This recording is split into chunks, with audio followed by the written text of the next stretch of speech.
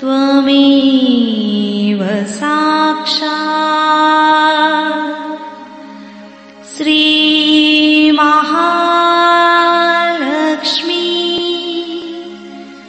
महासरस्वती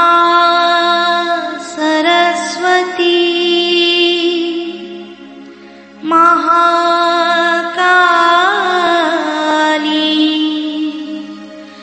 त्रिगुणात्मिका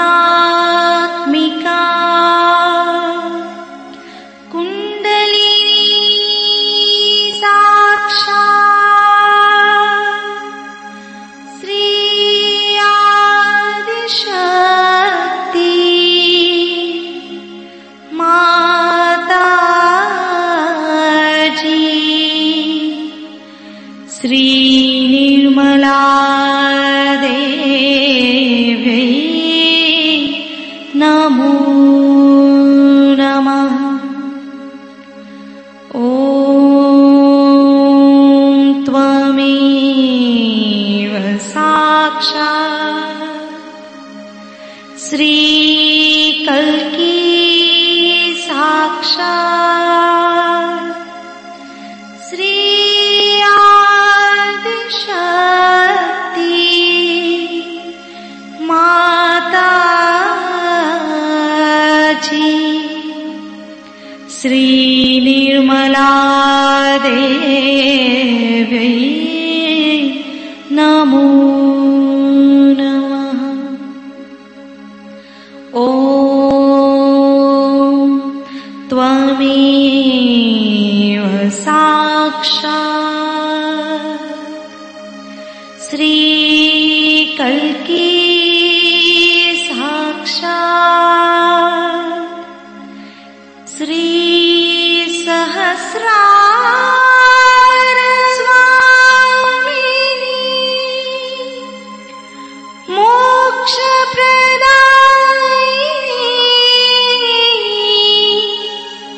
माताजी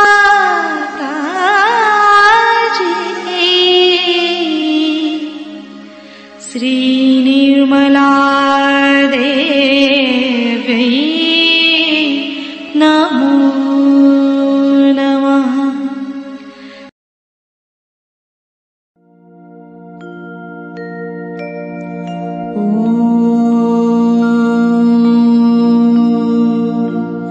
तमेव साक्षात् श्री गणेश साक्षात् श्री आदिशक्ति माताजी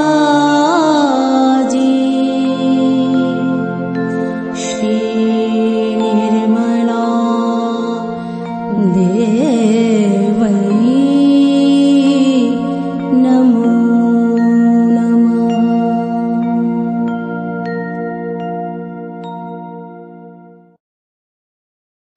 जय श्री माता जी। दोनों हाथ माँ के सामने। श्री माता जी को अपने हृदय में देखेंगे। परम पूजनीय श्री माता जी, हम सभी के हृदय को अपने रहने के योग्य बनाइए। माँ की छवि को बीचों बीच हृदय में देखेंगे।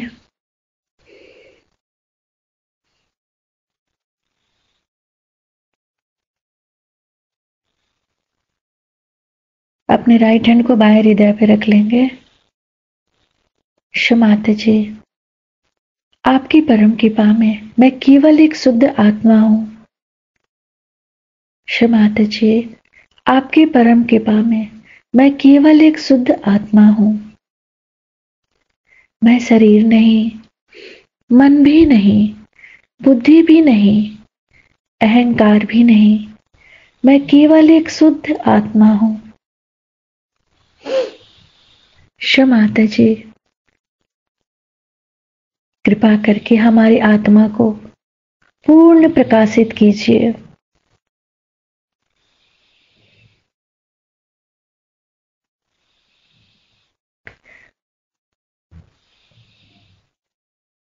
राइट हैंड को फ्रंट आज्ञा पे श्री निर्विचारिता मंत्र ओम त्वमेव साक्षात श्री निर्विचारिता साक्षात श्री आदि शक्ति माताजी श्री निर्मला देव्यै नमो नमः।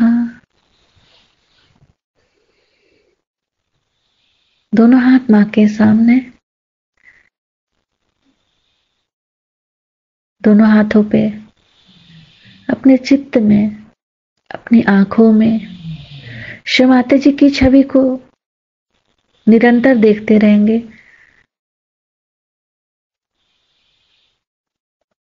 शिव माता जी, हम सबको क्षमा कर दीजिए, हम सभी अज्ञानी हैं।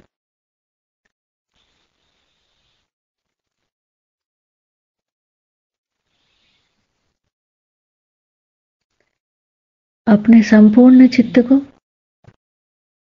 दोनों हाथों पे शिव माता जी, हमारे समर्पण को स्वीकार कीजिए।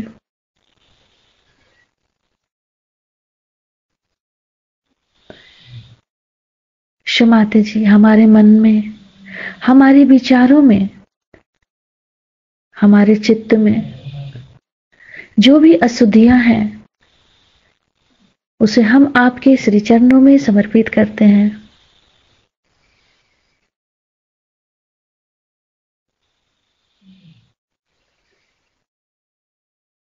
अपने तीनों नाड़ियों को देखेंगे बारी बारी।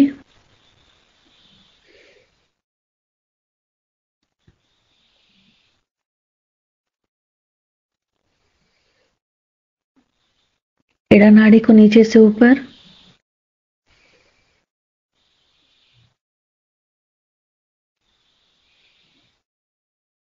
पिंगला नाड़ी को नीचे से ऊपर, सुषुम्ना नाड़ी को, चित्त को पूरे भाव सागर में। शिव माता जी, आप ही हमारी गुरु हैं, आप ही हमारी स्वामिनी भी हैं। कृपा करके हम सबको इस भाव से पार कीजिए।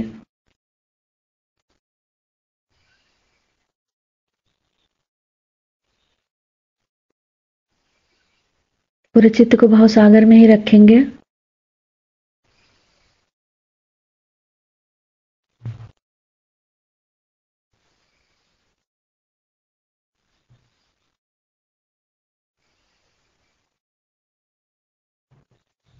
धीरे धीरे अपने चित्त को सेंटर विशुद्धि पे,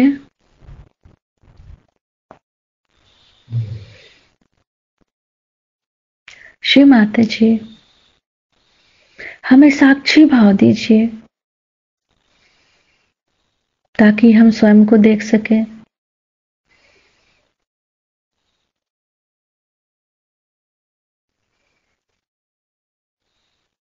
पूरे विशुद्धि को देखेंगे, तीनों विशुद्धि को, लेफ्ट विशुद्धि, राइट विशुद्धि, सेंटर विशुद्धि। शिव माता जी, हमारी विशुद्धि में पूर्ण संतुलन दीजिए।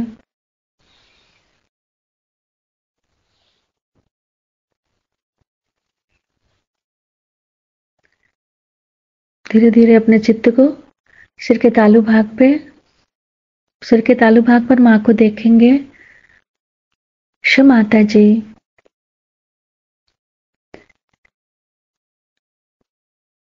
कृपा करके हमें थोड़ी देर के लिए निर्विचारिता दीजिए ताकि हम आपके अमृत वाणी को सुन सकें।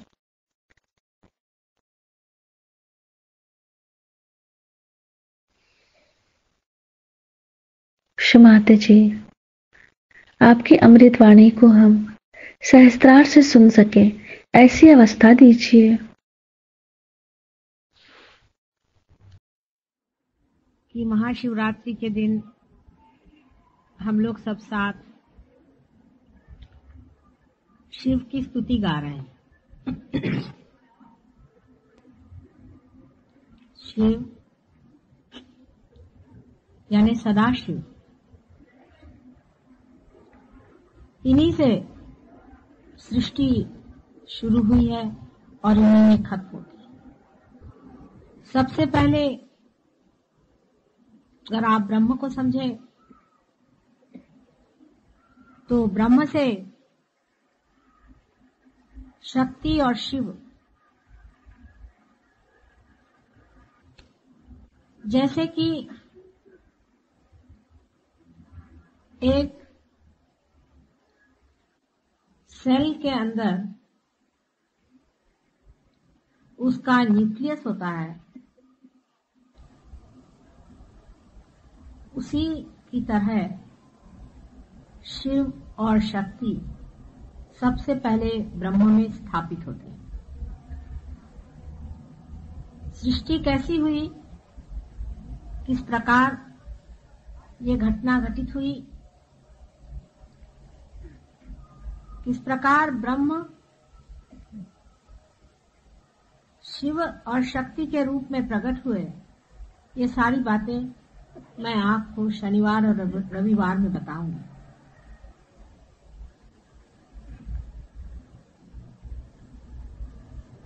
लेकिन शिव से निकलती हुई शक्ति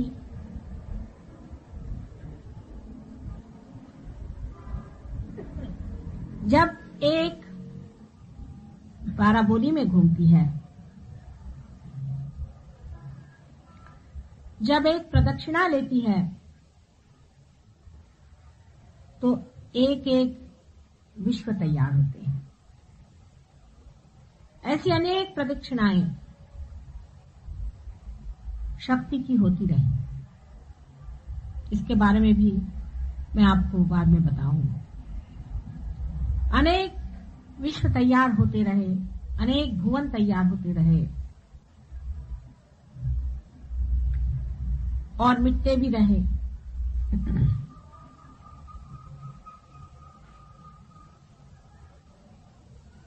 शिव से शक्ति हट करके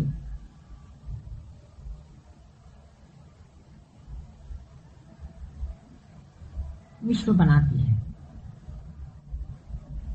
शिव सिर्फ साक्षी स्वरूप रहते हैं। वे खेल देखते रहते हैं शक्ति का। शक्ति का अगर खेल उनकी समझ में ना आए तो वो जब चाहें तब अपनी शक्ति अपने अंदर खींच ले सकते हैं। सारा ही खेल बंद हो जाता है। वे ही दृष्टा है, वही देखने वाले हैं, वही इस खेल के आनंद को उठाने वाले। उन्हीं के कारण सारा खेल है। इसलिए अगर वो न रहे तो सारा खेल खत्म हो जाता है।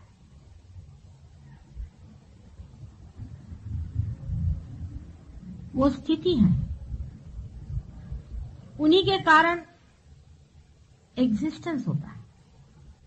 मनुष्य के हृदय के कारण ही वो जीवित माना जाता है।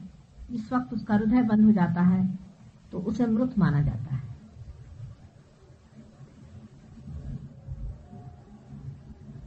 जब शिव अपनी आंखें बंद कर लेते हैं तो उसे संहारक कहा जाता है। वही स्थित होते हैं और वही लय हो जाते हैं। क्योंकि वो स्थित हो सकते हैं, वो लय भी हो सकते हैं।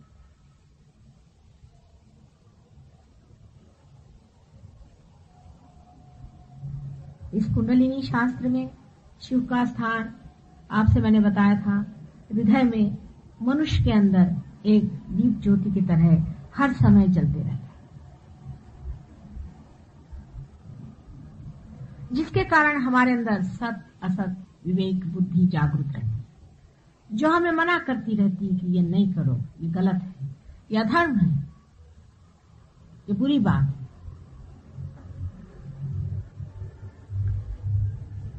ये कपट है, ये लोभ है, ये मद है, ये मत्सर है, ये अधर्म है, ये मनुष्य की प्रतिष्ठा से घिरा हुआ काम है, ये शोभनीय नहीं है।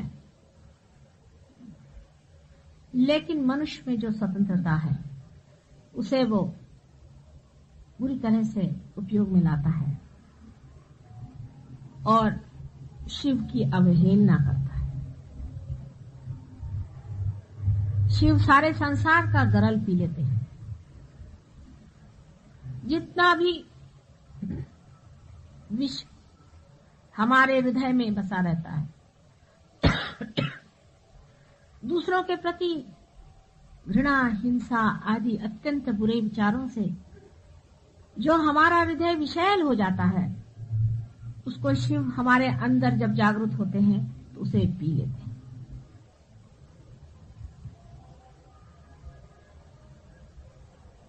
शिव का खाद्य ही, उनका पीना ही गरल है।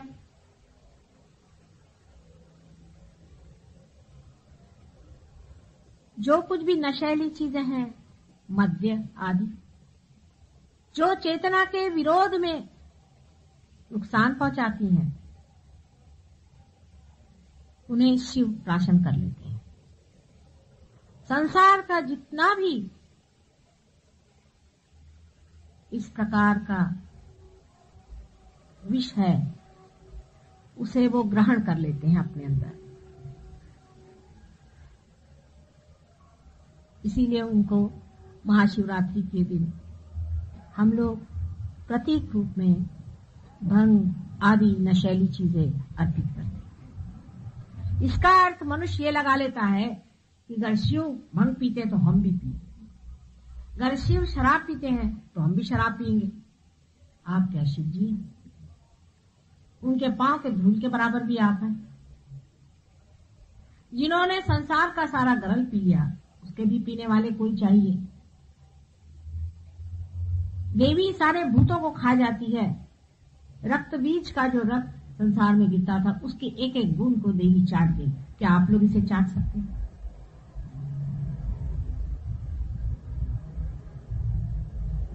आप लोगों का क्या उनसे मुकाबला है, जो आप शिव जैसे भंग पीने निकले? शिव चाहे दुनिया भर की भंग पी ले, उन पे चढ़ती नहीं। आप लोगों का ये हाल है। शिव एक दैवी संपदा, अवतरण है। अवतरण हम समझते नहीं चीज क्या होती है। उसका लोहा ही दूसरा होता है, उसकी व्यवस्था दूसरी होती है। क्या आप उस तरह से बने हुए हैं? क्या आप उस कार्य के लिए बने हुए हैं कि दुनिया भर का आप जहर पी लें? बहुत से लोग ये कहते हैं कि मां हमारे कुछ शराब चढ़ती नहीं।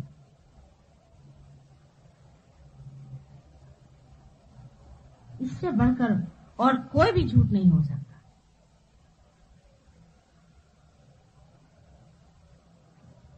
कुछ बड़े बड़े गुरु भी, जैसे कि साईनाथ शिरडी के, वो भी एक अवतरण थे। वे चिलम पीते थे। तो अब सब लोग चिलम पीने लग गए। क्या आप साईनाथ हैं? वे तो इसलिए पीते थे कि आपके हाथ कोई चिलम ही न लगे, सबकी चिलम ही पी डाले एकदम।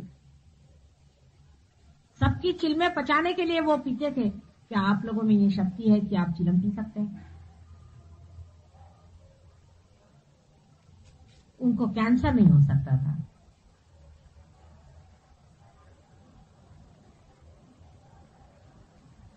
शिव के भक्त जो है, उन्हें शराब छूना भी नहीं चाहिए,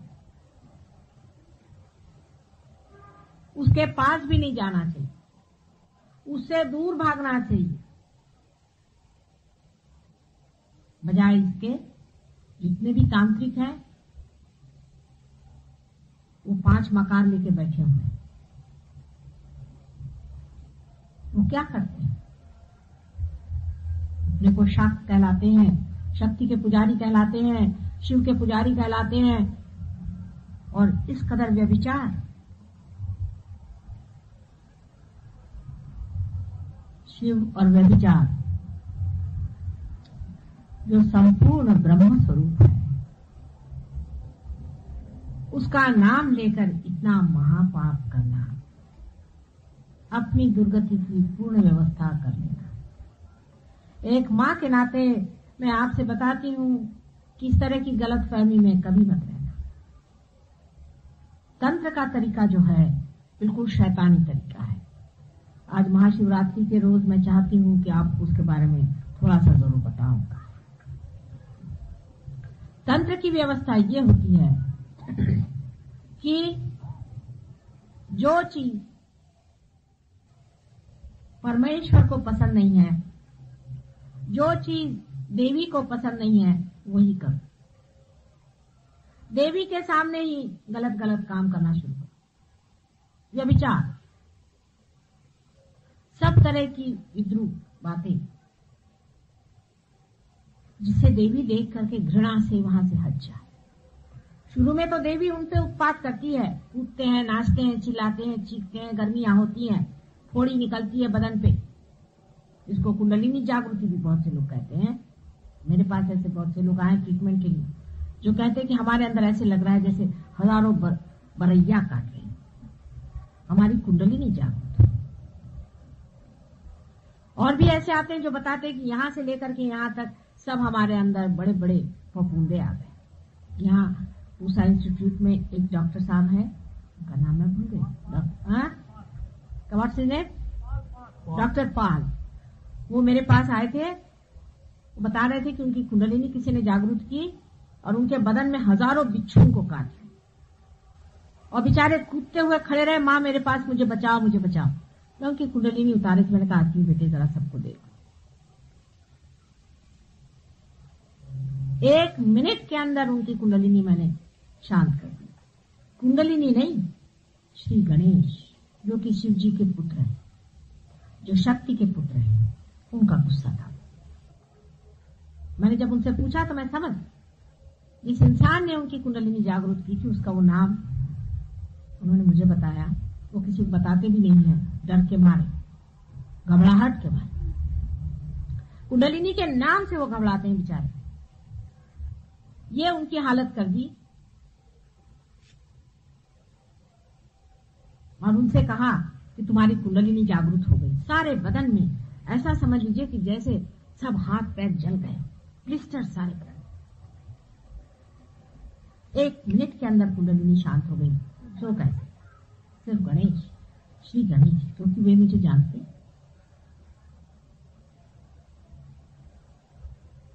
ऐसे तांत्रिकों से बहुत बच के रहने की जरूरत है। देवियों के सामने जाकर के खजुराहो में आप जाके देखिए, इन तांत्रिकों ने क्या उत्पात कर रखा है।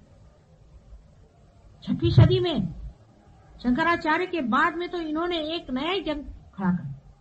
जैसी देवी की बात उन्होंने कही, उन्होंने सोचा कि हाँ अब मां का राज्य आने वाला है, चलो इसके पीछे लग जाओ। उस वक्त के राजा लोग बहुत ही गिरे हुए, बहुत ही बुरे नजर से देवी की ओर देखते थे। इतने दुष्ट लोग उस वक्त राज्य करते थे, पूरा पट्टा की पट्टा यहां से बंगाल तक। और उनके जो मंत्री लोग थे वो यही थे, जैन। जैन लोगों में खाने के मामले में तो पट्टे बांध के घूमते हैं मुंह पर। औरत के मामले में कोई झगड़ा नहीं, मुंह पे पट्टे बांध के घूमने से सोचते हैं हो गया। कृष्ण को नाम धरते हैं कि वो संहारक था, राम को नाम धरते हैं वो संहारक था। हालांकि महावीर बहुत ऊंची चीज है। जैसे हमने सबका ही ठिकाना किया है, ऐसे जैनियों ने महावीर का भी ठिकाना कर दिया। ये तो सभी के एक एक ढंग होते हैं। उन्होंने ये प्रथा चलाई कि छोटे छोटे लड़के लड़कियों को भी वो आश्रमों में भेजते थे, जैसे कि पोप करते हैं। उस वजह से इस कदर अनैतिकता बढ़ गई, जबरदस्ती की बात। यहां तक कि ब्राह्मणों ने भी ये बात उठाई कि विवाह के पश्चात भी मनुष्य को बिल्कुल संयमित रहना चाहिए और ब्रह्मचर्य में रहना चाहिए। बिल्कुल अननेचुरल सी बातें, उसके जो दबाव से खजुराहो जैसी गंदी चीजें तैयार हो। हालांकि खजुराहो में मैं जरूर कहूंगी कि कलाकारों ने भी कमाल कर दिया। जहां जहां उन्होंने मूर्तियां बनाई वहां देवी देवताओं की मूर्तियां काफी बड़ी बड़ी बनाई, मोटी मोटी, क्योंकि होते ही देवी देवता मोटे ही होते हैं, क्योंकि उनको पानी की बहुत जरूरत है। जितने चक्र चलते रहते हैं तो पानी तो ऊपर से चाहिए, नहीं तो चलेगा नहीं। और बाकी ये छोटी छोटी लंबी लंबी पतली पतली कहीं कहीं उन्होंने लगा दी राजा को खुश करने के लिए। लेकिन वो कोणार्क का जो वो था, तांत्रिक था, वो उसका क्या कहे। अब वहीं पर आप देखिए पास ही में ऐसे भी मंदिर हैं जहां पर ये वाममार्गी जा करके और देवी को असंतोष में डालते हैं, मदिरा पीते हैं, शराब पीते हैं और व्यभिचार करते हैं। और जब वहां से देवी का चित्त हट जाता है, यहां तक हमारा फोटोग्राफ से आप बताते हैं आपसे, अभी तो आपको वाइब्रेशंस आएंगे अगर आप देखें तो। लेकिन अगर इसके सामने व्यभिचार होना शुरू होगा तो इसमें से फोटोग्राफ में से हम गायब, आपको कोई वाइब्रेशन नहीं आने वाला।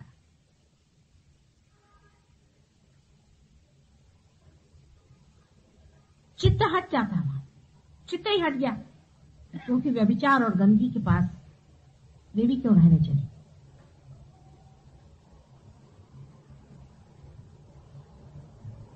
वैसी जगह शिव जी बैठते हैं काफी देर तक, और तड़ाके भी बहुत देते हैं वहां पर। भैरवनाथ भी वहां जमे थे,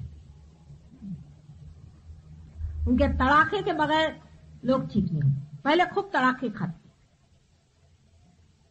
बड़ी हालत खराब होती है उनकी, पर तो भी बेशरम जैसे लगे ही रहते। वो इसे तपस्या कहते हैं। बीमार पड़ते हैं, आफतें होती हैं, उल्टियां होती हैं, खून गिरता है, सब होता है, बदन में आग हो जाती, पर तो भी जमे रहते हैं। फिर शिव जी भी वहां से लुप्त हो जाते। फिर अपना वहां अड्डा जमाया, चरस भांग घोल करके, और गजेड़ियों की वहां महफिल बैठती है, रात में व्यभिचार होते हैं, और उसके बाद सब स्पिरिट्स बुलाए जाते हैं, और उन स्पिरिट्स को हाथ में लेकर के फिर उसी से सब ये जो धंधे जो मैंने कल आपको बताए थे वो किए जाते।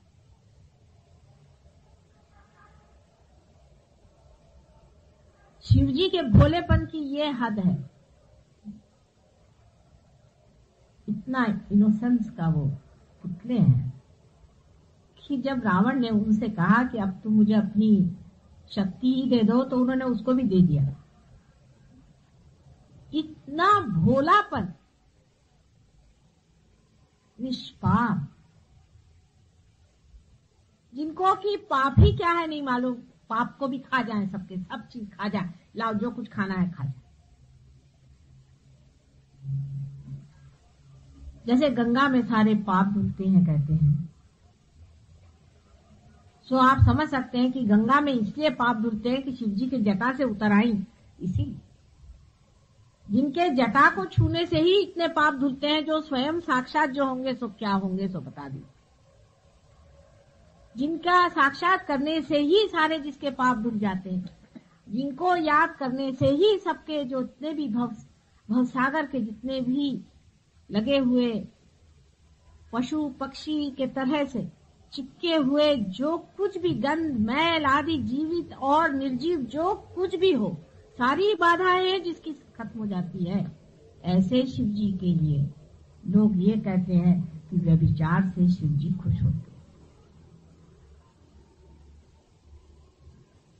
ऐसे संसार में क्या बात की जाएगी।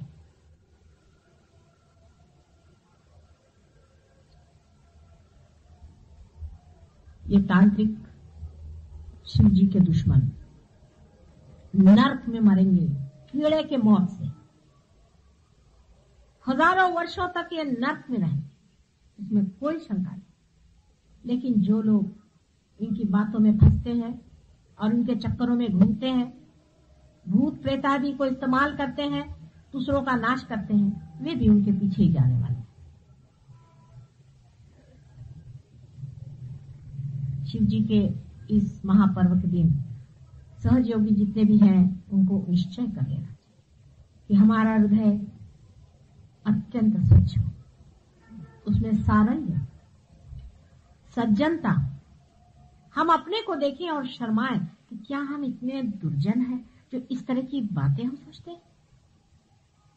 अपने हृदय को देखें और पूछें कि क्या हम इतने कपटी और गिरे हुए लोग हैं कि हम इस तरह की बातें सोचते हैं। शिव जी को जागरूक रखने के लिए मनुष्य को अत्यंत सरल हृदय होना है। शिव जी भोले थे, ऐसे आदमी बड़े भोले होते हैं, और लोग कहते हैं कि ऐसे लोग ठगे जाते हैं। सारी दुनिया ने भी ठग लिया तो कुछ नहीं गया। आपके ठगने पे सभी चला जाता है। आप किसी को मत ठगिए। इसमें कोई बड़ी भारी बहादुरी नहीं है कि आप बेवकूफी करें। आपने अगर किसी को एक मर्तबा ठगा, उसकी माफी नहीं हो सकती। आपको कोई 1000 बार ठग ले, आपका कुछ नहीं। जो आदमी भोला होता है उसको कोई ठग ही नहीं सकता। ये तो मन के भाव हैं कि इसने इसको ठग लिया, उसने उसको ठग लिया। आप ठग करके क्या इकट्ठा करते? धन, ठगा हुआ धन, दूसरे को ठगा हुआ धन। कितना नुकसानदेह होता आपको पता नहीं। अभी राहुली में एक सज्जन मेरे पास आए और मुझसे कहने लगे कि हमारे पुरखों का कुछ पैसा जमीन में गड़ा हुआ है मां, और हमें मालूम है वो गड़ा हुआ। 3 पुश्त पहले किसी ने वो निकालने की कोशिश की। उसी दिन उस घर में 3 मृत्यु हो गई। उसके बाद दूसरे पुष्ट ने शुरू किया, उस वक्त भी फिर 3 मृत्यु हो गई। फिर चौथी मर्तबा ऐसा हो गया। अब हम हैं, अब हम क्या करें? मैंने कहा भूल जाओ धर्म, बिल्कुल भूल जाओ, उसको खत्म होने दो, उसको छूने की जरूरत नहीं। किसी को मार के, किसी के बाल बच्चे भूखे रख के, किसी की आत्मा को तड़पा के आप ये पैसा लेकर के आए हैं। उनकी आत्माएं जो तड़पती हैं वो बहुत बड़ी प्रचंड शक्ति है, आपके बच्चों के बच्चों के बच्चों तक खा जाएगी।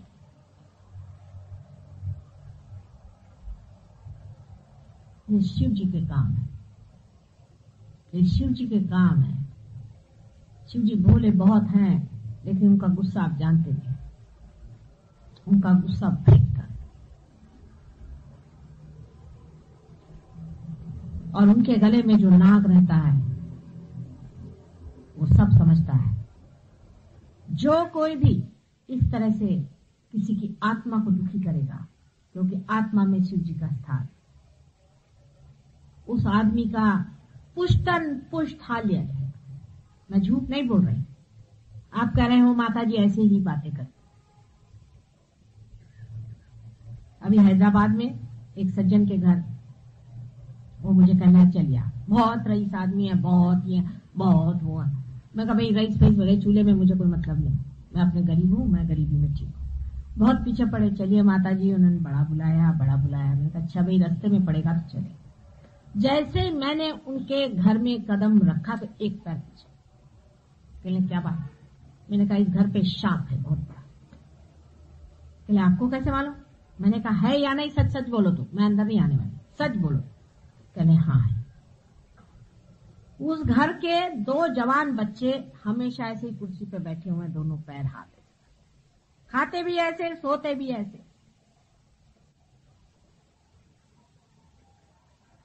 मेरे से कहने लगा कि माता जी इनको ठीक करिए। मैंने कहा बेटी मुझे क्षमा करो, मैं जा रही। वैसे ही मैं बाहर निकल आई। मैंने कहा अभी तुम वही काम कर रहे हो जो तुम्हारे पुरखों ने किया है।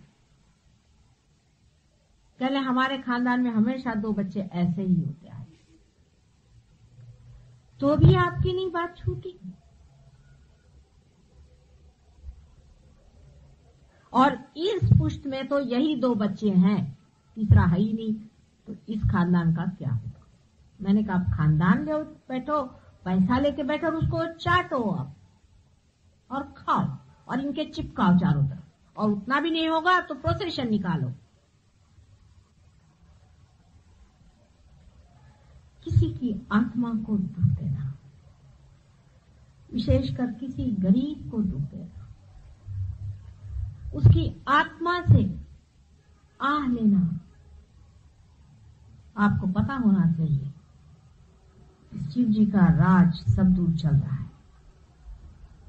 आपको दिखने में लगता है कि आपने कुड़की ले आए, उसके घर का सारा सामान लूट के आप चले आए। घर में बहू आई है, उसको सता रही है सास, उसको बड़ा मजा आ रहा है सताने को, छल रही है। मेरे को इतना मेरे सास ने छला तो मैं भी इसको छल। उसकी आहें मत लो, किसी गरीब की आहें मत लो, किसी के हृदय की आह मत लो, कभी भी मत लेना। शिव जी वहां बसते हैं, जान लो। और जितना आदमी भोला होगा उतना ही वहां शिव जी का राज्य ज्यादा होगा। किसी भोले आदमी का कभी फायदा मत उठाना। भोले आदमी के सामने हमेशा नत मत करो, क्योंकि शिव जी वहां जाग रहे हैं, तभी वो भोला है। आदमी तभी भोला होता है जब उसके अंदर शिव जी जागते। भोले आदमी को लोग बहुत सताते हैं, उसको छलते। जिनको खासकर पैसे का बहुत समझ में आता है, एक एक दो दो पैसा जो जोड़ते बैठते हैं, वो भोले आदमी को उल्लू बनाते फिरते हैं। पैसा तो कभी मिल भी जाएगा, लेकिन शिव जी के शाप से आप विमुक्त नहीं हो सकते। आप कहेंगे कि माँ तुम यूं ही हमें डरा रही हो। मैं बिल्कुल नहीं डरा रही हूँ, सजग कर रही हूँ। सजग हो जाओ। शिव जी के कार्य जो है बहुत गहन और बड़े ही दिनों तक चलने वाले, क्योंकि अंत तक शिव जी ही है। सब लय जब होगा तब भी शिव जी है, और जब उत्पत्ति होगी तब भी शिव जी है, और बीच में बाद में मैं आपको जब बताऊंगी तो सब बता दूंगी विष्णु जी कब आते हैं और कब। आज महाशिवरात्रि के दिन सबको यही निश्चय करना है कि हम किसी भी प्रकार किसी की भी आह नहीं लेंगे, किसी के साथ हम जाति नहीं करेंगे, किसी भी चीज की। कोई गरीब है, कोई मजबूर है, कोई हमारे नीचे है, कोई हमारा आश्रित है, जो भी ऐसा है वहां शिव जी का राज्य है। उनसे सज्जनता है। नौकर है घर के अंदर, उसको खाने के लिए नहीं देंगे, उसको भूखों मारेंगे, उसका पैसा मार लेंगे। दो दो पैसे लोग अपने नौकरों को मारते हैं, समझते नहीं उसके अंदर शिव जी बसे हुए हैं। और शिव जी का कोप आप पे आएगा। मैं आपसे सच सच बता रही हूं, इसमें से एक अक्षर एक बूंद भी झूठा नहीं है। आप चाहे तो वाइब्रेशन से देख लें, जितने सहयोगी हैं कि कितने जोर से वाइब्रेशन से इसका है। अगर मैं एक भी अक्षर झूठ बोल रही हूं तो आपके वाइब्रेशन से जाए।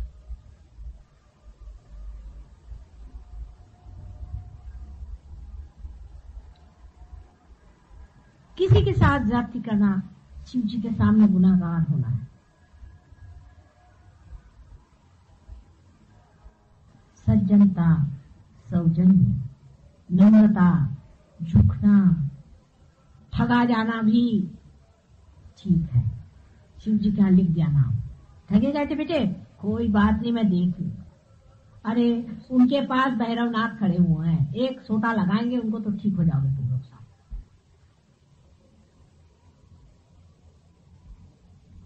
अभी भैरवनाथ के चक्कर को आप लोग समझे नहीं। वो तो एक पैसा नहीं मारते, चारों तरफ चलता है उनका सोटा, और वो इस तरह से मारते हैं कि पुष्टन पुष्ट चलता रहेगा। पुष्टन पुष्ट। उनसे हनुमान जी जरा हल्के हैं मामले में, थोड़ा बहुत ठीक है, पर भैरवनाथ जी के बीच में न जाना। इसलिए अपने से जो नीचे है, अपने से जो दलित है, अपने से जो आश्रित है, अपने ऊपर जो निर्भर है, उन सब पे रहम, उनसे अत्यंत प्रेम, कंपैशन। शिव जी को देखिए बैठे कहाँ हैं? स्मशान में, जहां कोई भी नहीं बैठता, राख में बैठे। इनसे बढ़ के कम्युनिस्ट आपको कोई नहीं मिले। शादी में आए तो राख फांस गया, गले में वो सांप आप लेकर के, नंदी पे सवारी। बताइए बैल पे कोई बैठता है? भभूत लगा करके, अजीब सी शक्ल बना के, बाल वाल सब दूर से, जटाजूट, कपड़े भी खास नहीं पहने हुए, एक शेर का वो व्याघ्र चर्म पहन लिया, और उनके साथ एक से एक भूत चले आ रहे हैं। उनकी जो औरतें चली आ रही, उनके किसी के एक आंख है, किसी के 2 नाक है, किसी के 4 सींग है। जितने भी विद्रूप, विक्षिप्त, ताड़ित लोग हैं, जिनको कि हम नीची निगाह से देखते हैं। किसी के शारीरिक दोष होता है, उसके ऊपर हंसी करते हैं, मजाक करते हैं। कोई अगर बहरा है, उसका मजाक हो रहा है। परमात्मा का शुक्र करो जो तुम्हारे दोनों कान ठीक है। परमात्मा का शुक्र करो जो तुम्हारी दोनों आंखें ठीक है। कभी अंधे के हाथ तुमने पकड़े नहीं, उसको उल्टा धक्के देने में मजा लेते हो।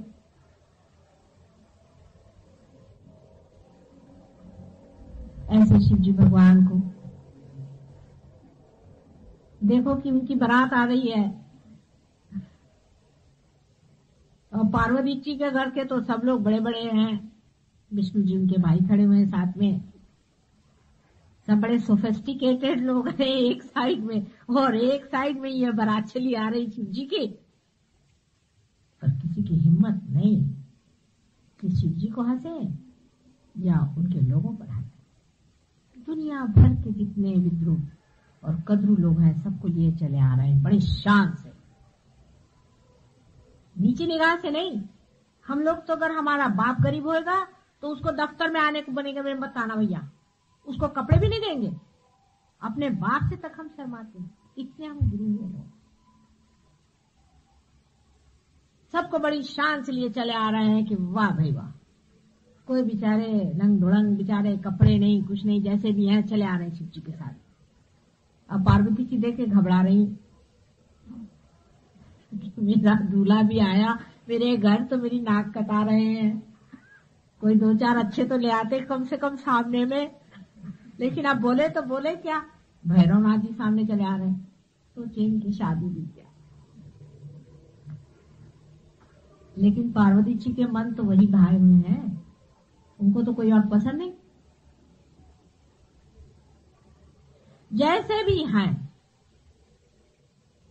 ससुराल के लोग, जैसे भी है, चाहे उनके यहाँ औरतों की एक ही आंख हो, लेकिन तो भी पति के घर के लोग आए, उनका मान, उनका पान,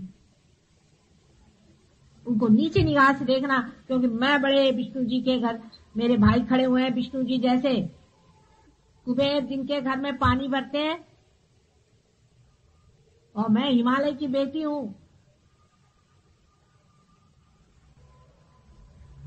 ऐसे ही पार्वती जी का विचार करके हमें ये सोचना चाहिए कि संसार में जिस शिव जी को हम मानते हैं, जिनके ऊपर सारा संसार निर्भर है,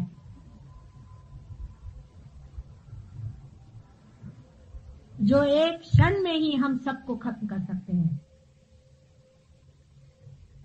जब संहार होगा तो 11 रुद्र के रूप से वे निकल करके सबको संहार करते, और जो भी संयत भाव से ये सारा खेल देख रहे हैं, जिनके लिए संसार की सारी कुछ सृष्टि आदि कुछ भी नहीं, और जो साक्षी मात्र सब मजाक देख रहे हैं दुनिया का,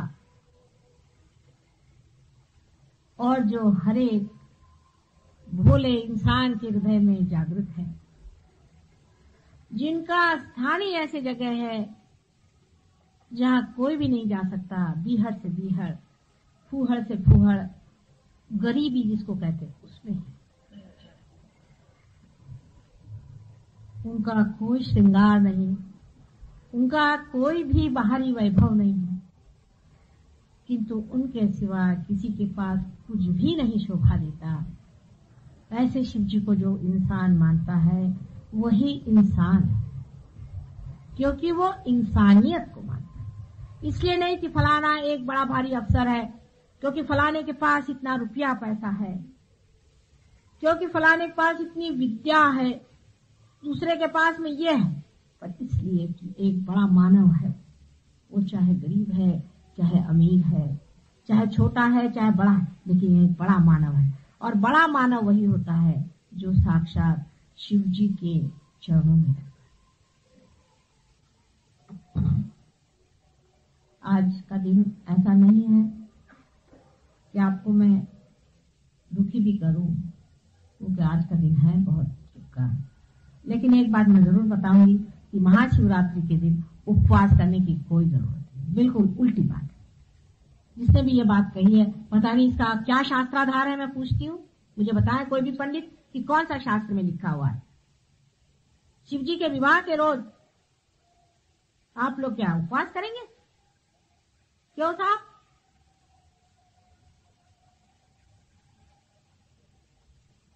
इसका कोई शास्त्राधार मुझे बताइए, मैं जानना चाहती हूँ।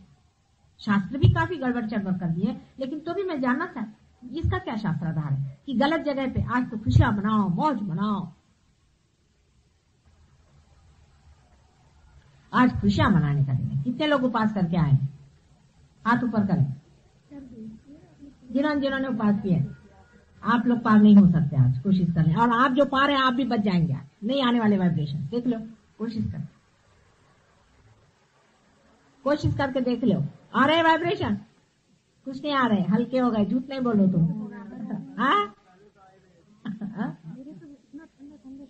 तुमने तो नहीं किया उपास आज, इसीलिए तो आज मैं खुश हूँ तुमसे। तुमने नहीं किया, अच्छी बात। राजा बेटे हो तुम।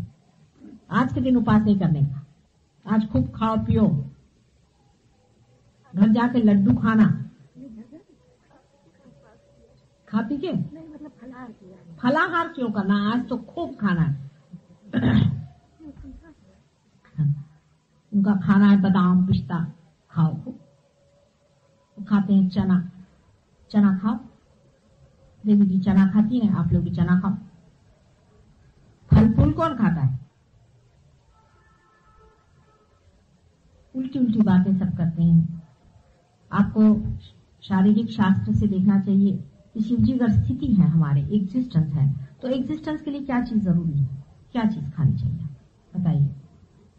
आप लोग जानते हैं कार्बोहाइड्रेट्स, उसके बगैर हमारे अंदर शक्ति नहीं आ सकती। आज के दिन सबको कार्बोहाइड्रेट्स खाना चाहिए, हर तरह के, या प्रोटीन्स खाना चाहिए।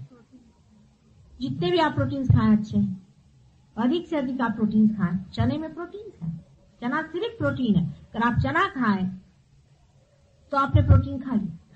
आज हर तरह के आपको प्रोटीन खाना चाहिए, जो भी प्रोटीन हो वो आज शिव जी के लिए खाना चाहिए। हृदय के लिए कितनी अच्छी चीज है प्रोटीन। अगर आप कृष्ण प्रकृति के हैं तो आपको कार्बोहाइड्रेट्स भी खाना चाहिए, और सबसे बड़ी चीज है प्रोटीन खाना चाहिए। और आज के दिन आप फल फूल खाएंगे जो कि नहीं खाना चाहिए। इसका कोई कहीं शास्त्राधार तो मुझे समझ में नहीं आता, पर रूढ़ी चल गई तो चले सब। अभी जिसने चलाई वो ये तांत्रिक ही होंगे, कोई और तो कोई नहीं हो सकता। मुझे तो और कोई समझ में नहीं आता कि कोई भी जानबूझ करके ऐसा काम करे। एक सीधा हिसाब सोचना चाहिए कि जिस दिन किसी का जन्म हो या विवाह हो, उस दिन भूखे नहीं रहते लोग, उस दिन मौत करते हैं, खुश होते। कोई मरता है उस दिन भूखे रहना चाहिए। हम लोगों के यहाँ हिसाब ऐसा है, जिस दिन कोई मरे या नर्क के दरवाजे खुले उस दिन उपवास नहीं करना, उस दिन सवेरे उठ के खाना। तो आज सब लोग खुश खुश खाएं पिए। हाँ, नर्क चतुर्दशी के दिन उपास करना चाहिए, तो उस दिन सवेरे नहा धो करके 4 बजे उठ करके पहले फराल करें। देखिए कितना उल्टा है। अब मैं ये बात कहूं तो आप मुझे कबीर जैसे तो कह नहीं सकते, लेकिन हाँ आप कहेंगे कि माता जी तो सब उल्टी बातें बता। लेकिन जो बातें सीधी हैं उसे सीधी मानो, और जो बातें उल्टी हैं उसे उल्टी मानना होगा, क्योंकि सत्य जो है वो सत्य ही है, उसको कोई बिगाड़ नहीं सकता, उसको कोई मिटा नहीं सकता, और सत्य है ही नहीं। आप अपने वाइब्रेशंस पे देखिए, मैं जो बात कह रही हूँ अगर झूठ हो तो आप लोगों के वाइब्रेशंस पे पता चलेगा। सब आपके कंप्यूटर खुद चलने लगे, बहुत से लोगों के चल रहे हैं, जिनके नहीं चल रहे हैं वो भी चलाएंगे। अभी इस बात पे जरूर वाइब्रेशंस आएंगे सबके, है।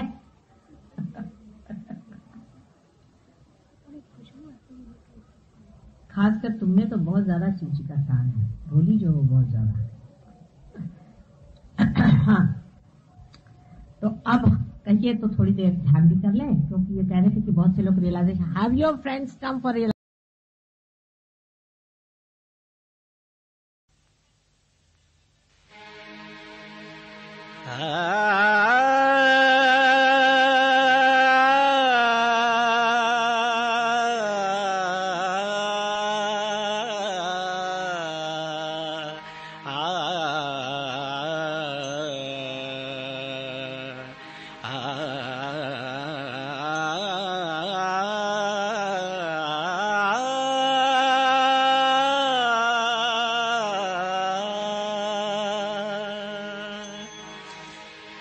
आओ जी आओ मारा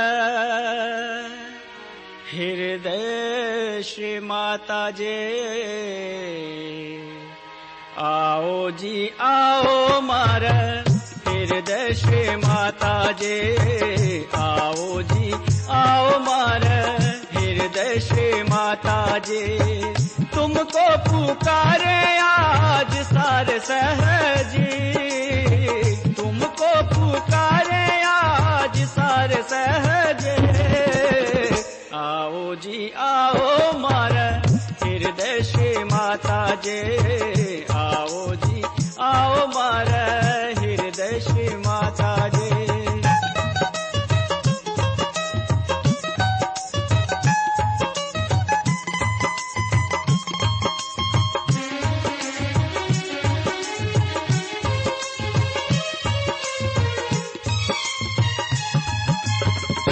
हृदय में माजे आप पधारे, सब सहजन का मान बढ़ाए।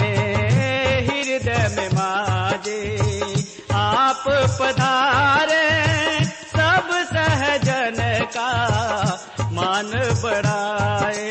भ्रम की काई आप मिटाए, आत्मज्ञान है आप दिलाए। भ्रम की काई आप मिटाए, आत्मज्ञान है आप दिलाए। तुमको पुकारे आज, तुमको पुकारे आज सारे सहजे, आओ जी आओ मारे हृदय श्री माता जे, आओ जी आओ मारे हृदय श्री माता जे।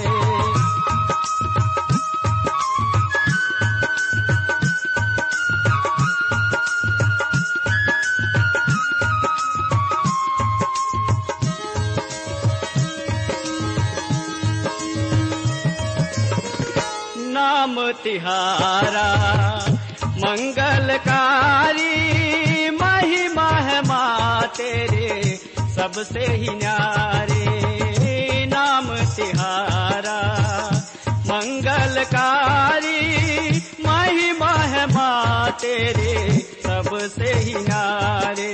कुंडलनी को जागृत करके सोई शक्ति जगाए जे, कुंडलनी को जागृत करके सोई शक्ति जगाए जे।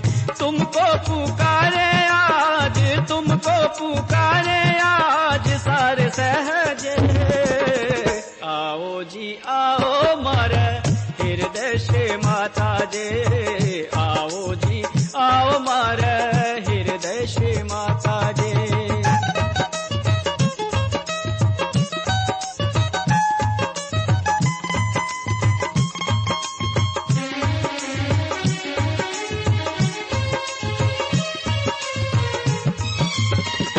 आदि शक्ति हो तुम धरती पे आई माँ, सहज ज्ञान सब को सिखलाए माँ। आदि शक्ति हो तुम धरती पे आई माँ, सहज ज्ञान सब को सिखलाए माँ। जग अंधियारा मिटाने आई, मन में ज्योत जलाने आई। जग अंधियारा मिटाने आई, मन में ज्योत जलाने आई। तुमको पुकारे आज, तुमको पुकारे आज सारे सहज। आओ जी आओ मारा हृदय श्री माता जे। आओ जी आओ मारा हृदय श्री माता जे। तुमको पुकारे आज, तुमको पुकारे आज सारे सहज। आओ जी आओ मारा हृदय श्री माता जे। आओ जी आओ मारा हृदय श्री माता जे। आओ जी आओ मारा हृदय श्री माता जे। आओ जी आओ मारा हृदय श्री माता